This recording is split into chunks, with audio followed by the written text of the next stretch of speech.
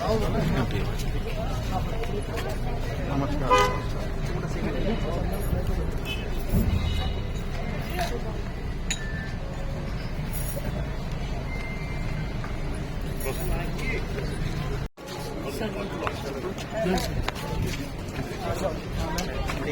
आज किसी को हार मिली है, कल को वो उसको जीत में परिवर्तित कर सके। और खास तौर पे ये मैं उन बच्चों के लिए जरूर कहूंगा जो किसी एक विशेष स्तर पे खेलने की मंशा रखते हैं, चाहे आप उसको राज्य स्तर कह लीजिए, राष्ट्रीय स्तर कह लीजिए या अंतर्राष्ट्रीय स्तर कह लीजिए।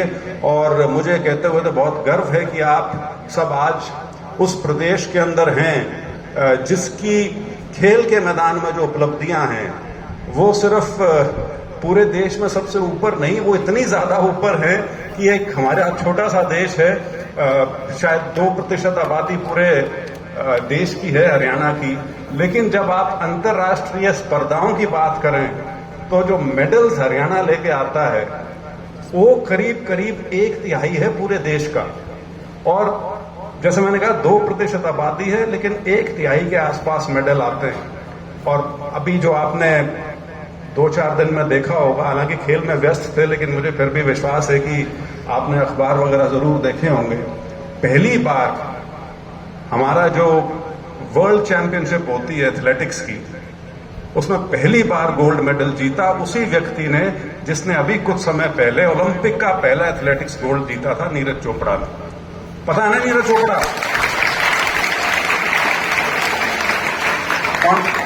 कौन सा गेम है उसका? शाबाश शाबाश। जब अभी जीता तो कितना फेंका था, कोई बता सकता है? बताओ बताओ, कोई मेरे को ठीक ठाक सा सुना था? बताओ बताओ।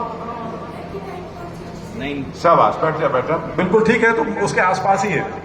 नीरज चोपड़ा जो आपने कहा वहां पहुंचना चाह रहा है, अभी वहां पहुंचा नहीं है, उससे 1 मीटर पीछे है अभी तो। लेकिन ये एक भाव है, क्योंकि अन्यथा हमारे देश में क्या हो गया था, क्रिकेटर के अलावा किसी को कोई जानता पहचानता ही नहीं था।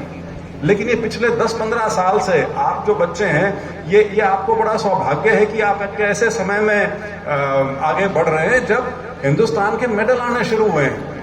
नहीं तो मैं उस पीढ़ी का हूं जो एशियन गेम्स निकल जाते थे, ओलंपिक निकल जाती थी, हम देखते रह जाते थे कि हमारा इतना बड़ा देश है, 90 करोड़ का, 100 करोड़ का, और कोई मेडल कहीं नहीं आ रहा। लेकिन अब आप जो देख रहे हैं, आप एक ऐसे समय में देख रहे हैं जब हमारे मेडल्स आ रहे हैं। और आपको बताना चाहूंगा, एथलेटिक्स, ट्रैक एंड फील्ड जिसको बोलते हैं, जिसमें रेसेस हैं, जंप्स हैं और थ्रोज हैं, ये एक ऐसा क्षेत्र था जिसमें हमारा ओलंपिक में 1 मेडल आया था। कोई वो एक व्यक्ति थे, वैसे तो अंग्रेज थे वो, तो उसको आप हिंदुस्तान का मेडल माने या ना माने, क्योंकि हिंदुस्तान की टीम पार्टिसिपेट तो करती थी, लेकिन वो आजादी से पहले की बात होती थी। तो वो 2 बार वो मेडल जीत के उसमें आए थे। अन्यथा हमारा एथलेटिक्स में मेडल नहीं आता था। हमारे जो इतने बड़े प्रेरणा स्रोत रहे, मिल्खा सिंह जी, जिनको हमारे देश में खेल कूद में उनको बिल्कुल देवता का दर्जा हासिल है, उनको भी ओलंपिक में मेडल नहीं मिला था। वो एक सेकंड के क्षण से जो भी है वो रह गए थे। इसी प्रकार से पीटी उषा भी ओलंपिक मेडल नहीं जीत पाई थी। ये ओलंपिक्स में तो, एशियन गेम्स में तो जीते थे, लेकिन ओलंपिक कभी नहीं जीत पाए थे। तो पहली बार ये जो एक क्या बोलूं, तिलिस्म जो था, ये नीरज चोपड़ा ने तोड़ा। और उसका अब नतीजा देखिए कि अभी जो है वर्ल्ड चैंपियनशिप हुई, उसमें जो फाइनल में 8 पहुंचे, उसमें 3 हिंदुस्तानी थे, एक नीरज चोपड़ा और 2 और।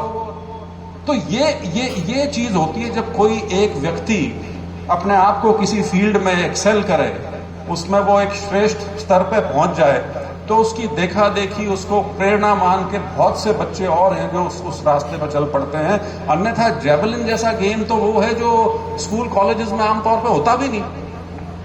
जेवलिन और ये हैमर थ्रो तो ऐसी गेम है जो होती भी नहीं। लेकिन अब उसका स्तर ये है कि हमारे अंतर्राष्ट्रीय स्तर पर इस प्रकार से खिलाड़ी पहुंचने शुरू हुए हैं। तो मैंने थोड़ा ये जिक्र इसलिए किया क्योंकि वहां पीछे वो मेरे ख्याल से विजेंदर की फोटो भी लगी हुई है। ओलंपिक में जो बॉक्सिंग में शायद हमारा पहला सिल्वर मेडल था, वो विजेंदर सिंह लेके आए थे, वो भी हरियाणा से।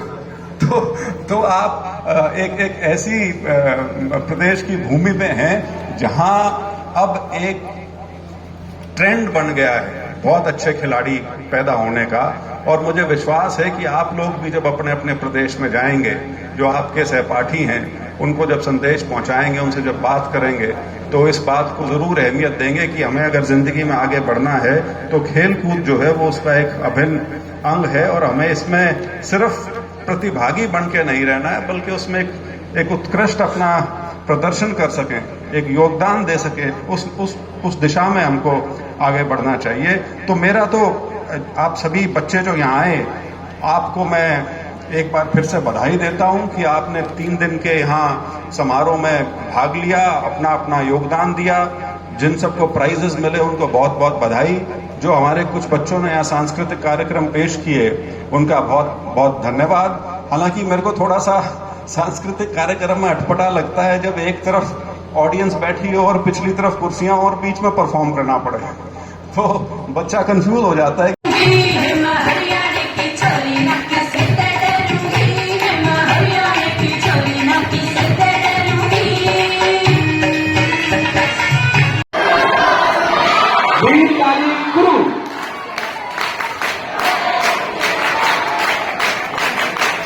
एक बार वीर तारीख मैं राजनीति को मानता हूं। धन्यवाद।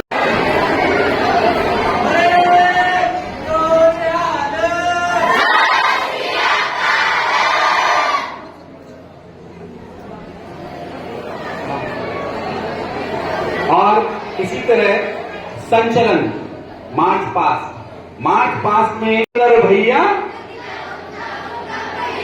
उत्तम उत्तम उत्तम बहना, वाह भाई वाह। उसके बाद अनुशासन में जोरे सोनिहाल। और इसी तरह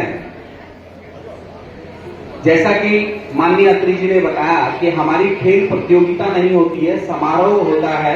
और हमने खिलाड़ियों के अंदर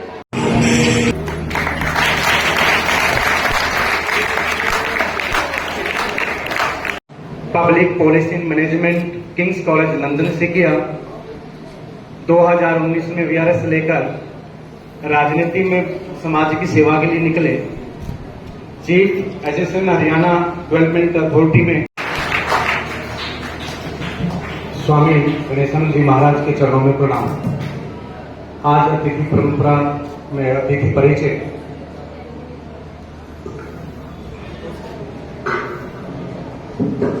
मंच मध्य श्री ब्रजेंद्र सिंह जी,